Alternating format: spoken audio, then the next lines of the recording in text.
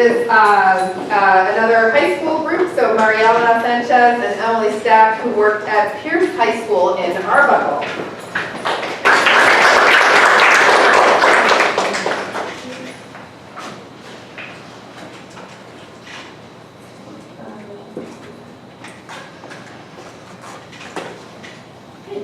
So I'm Emily, and we went to an 11th grade, a couple of 11th grade classes at Pierce High School, which is in Arbuckle, 30 minutes right here.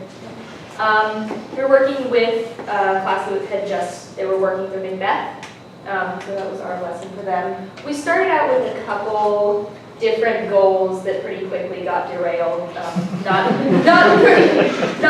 least of which was because the students broke some of the equipment, so that threw a wrench in our lesson plan pretty quickly. But what we settled on was trying to observe the impact of the order of the lesson plan. So we had some questions for them about comprehension and about general theater questions about who plays an avatar and what kind of impact does performance have on your learning. And then we had an extra script for them to perform a scene from Macbeth. And so we have 4 periods, and we split them into 2, fourth and 7th period answered the questions first and then played the game at a later date. 1st and 5th periods played the game and then answered questions.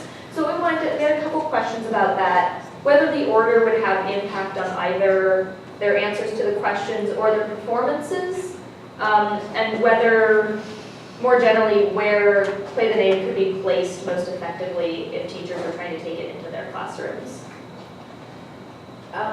So we asked them, our lesson plan had about 4 questions that were supposed to be pre-playing the game, and we had 2 that were post.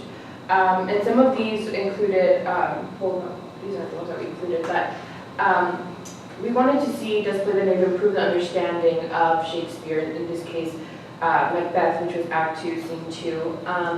And does the order of utilizing Play the Knave platform affect the responses from the students? And then how can we use Play the Knave as a teaching tool? So one of our initial observations first is that the students generally agreed whether they had played the game first or answered the question first. They generally agreed that seeing a performance or performing it themselves would help them understand. One of them said, when I see a play acted, I understand how the characters are supposed to act and behave. Whereas if I read it myself, I can't always envision the characters acting out the way they're supposed to act out. Another one said, I personally am a visual learner, which I thought was a really self-aware for 11th grade. I personally am a visual learner. What I gain when I see a play rather than read the dialogue myself is that I can visually see the actors and instantly learn who is who, and I can see their face expressions and the way each character acts toward others. And those 2 are just 2 that we pulled from their answers, but they were pretty representative. There were only a few people who said, I'd rather read it because other people aren't good actors and I get confused. Some of my favorite answers. So that initial question of how they felt about their learning wasn't significantly affected by the order of having done Play the Knave or done the questions first. But what we ended up finding, actually, was when we asked them a question about gender, because you have the characters of Macbeth and Lady Macbeth, and then you have the avatar choice, which can be assigned to any character, and then you have the students themselves. And we found that there was actually a significant difference in how they felt about our question, is there an impact on the way that a scene is acted if the genders of the actors do not match the genders of the characters, and why? And we generally found that, so 1st and 4th periods answered the questions before they performed. They answered the questions on Friday, and then they performed on Monday, right? And generally, that group seemed to think that gender mattered more tightly. They were pretty convinced that if you change the gender of the characters, it would mess up the meaning of the play, and that the actors and the avatars and the characters themselves should all line up on gender lines. So girls playing Lady Macbeth, female avatar, and they were generally less open to cross-gender performances, not unanimously. But And so when we did the lesson plan, the teacher of the classroom was the one who decided. She pulled the students, the couples, herself. So sometimes the 2 students did match the characters, and sometimes they didn't. And then sometimes they themselves, they chose their avatars, and sometimes they would choose the avatars that would match their gender, and sometimes they would choose random ones like robots or aliens. So that was a little bit behind it.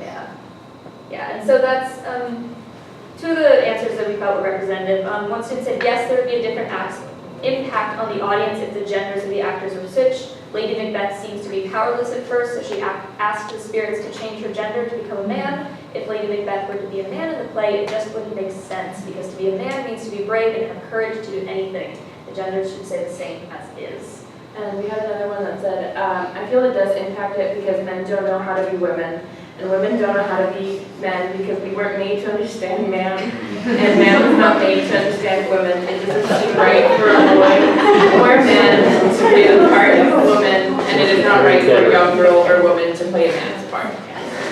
So they weren't all unanimous in this feeling, but we did get the sense that there was a stronger feeling that they weren't thrilled about the idea of cross-gender performances, which is interesting considering that early modern theater was a cross-gender performance. So, but they were much less convinced that it would make sense. Some of them from textual evidence that they remembered that Lady Macbeth was asked to be unsexed, and others just for their own personal feelings about gender feelings. But then when we asked the same question to 5th and 7th period, who had performed first before they were answer the questions, we found that generally they were a lot more open to cross-gender performances. They were a lot more, once they'd already been forced to do it, maybe due to the fact that Ms. Howard, our teacher, had picked 2 boys and sent them up, they were a lot more open to the fact that it didn't make a huge difference, or that it could still work, or that the meaning of the play wasn't completely lost. Boys could play Lady Macbeth, the girls could play Macbeth, and that the avatar didn't necessarily have to match. So we had someone say no, because either gender can do whatever the other person can do. A woman can act a men's spot, and a man can act a woman's spot. And I had a really interesting answer from one of the 7th grade students who said the genders of the actors does not matter as long as the avatar is to the according gender as the character, everything would seem normal. And that I found really interesting because it gets at the idea of where they're placing themselves in relation to the digital world, which is one of my interests in general in this kind of research. And so the student seemed to be under the impression that if the avatar matched the character, then that was fine. It seems pretty distant from that world that needed to be aligned. And that was a really interesting answer to me. Yeah, and we had another one that said, from 5th grade, that said, there's no big impact on the way the scenes are acted if the genders of the scene don't match, because it would still be doing everything the same, because Lady Macbeth is a strong woman just like the men in the play, which I thought was That was wonderful. That's such a great answer.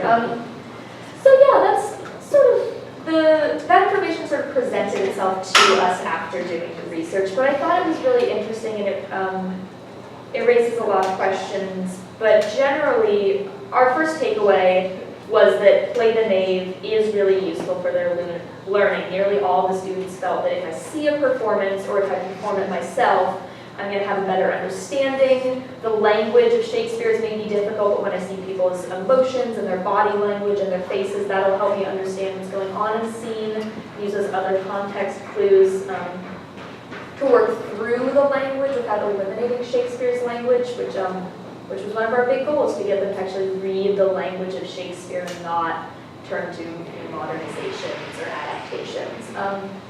But the second takeaway about gender is something that I want to look more deeply into, whether it's forcing them to engage with something that they were not initially comfortable with that changed their perception, or forcing them into new conventions of play acting and staging, and become more comfortable with that kind of thing, and the question about where they see themselves in relation to avatars as opposed to the characters.